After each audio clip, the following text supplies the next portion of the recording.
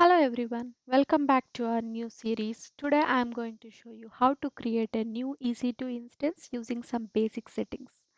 We'll keep it simple and get everything up and running quickly. In future videos, we'll dive deeper into things like AMIs, instance types, security groups. So let's get started.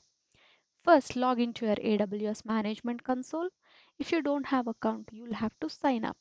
On the AWS Management Console, find EC2 and then click on it. This will take you to the EC2 dashboard where you find the details of all the running instances. For now, let's go to the launch instance. This is where we'll start the process of creating our new instances. Here are the few basic settings that needs to be selected. First one is the name of your instance. Let's say instance 1. Here we need to choose Amazon Machine Image or AMI, which is the image that you can select already existing ones or you can select the one with your own choice based on your needs. Right now for this demo, I'll be choosing the basic Amazon Linux, which is a free tier eligible and it is a 64-bit. That's good for now. Next up is the instance types. This specifies the hardware configuration of our instance. Amazon offers wide varieties of instance types which we can choose based on our needs. But for this tutorial, let's stick to the T2 Micro, which is free tier eligible with 1 GB memory and 1 CPU. Next up is the key pair. This is used to log into your instance once it is created, that is using SSH. It is recommended to choose one, but for this tutorial, let's keep it simple and proceed without a key pair. Next comes the security settings, network settings, which includes VPC, subnet.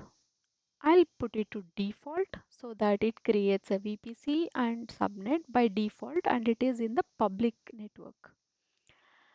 Then I can choose the firewall settings.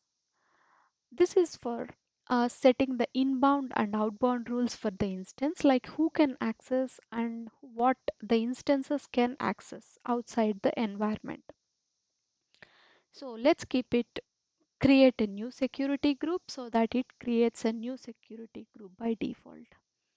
The next one is allowing SSH traffic from anywhere. This means that anybody can access from anywhere, which is 000, which is by default.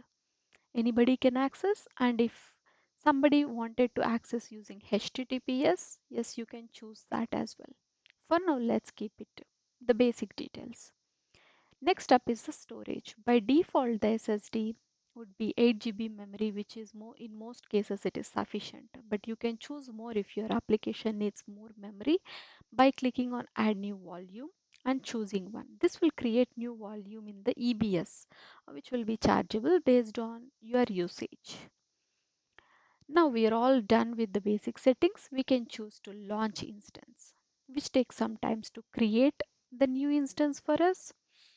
This instance will be accessible by default in the region that we have selected here, and it will not be accessed outside of this environment. Let's go back to the instances dashboard and see if the instances are running. I see it says a pending status. Let's give it some time and refresh. So you can see that the instance state is running. When you choose this instance, you can see some of the settings, that is public IP address through which you can access this instance, and DNS name, host type, VPC and subnet ID that we have seen already. And yes, some of the other default settings which we will see later. But for now, this is in the running state.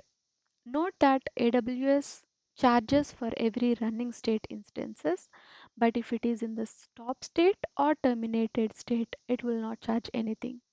So for now, if you are using it for testing purpose or your demo purpose, make sure to terminate it so that you don't need it further. But if you wanted to use the same instance again for in future, you can use the stop instance and then start it back again so that your settings are not defaulted, or you can't retrieve it back once it is terminated. So that's it for this video. Thank you.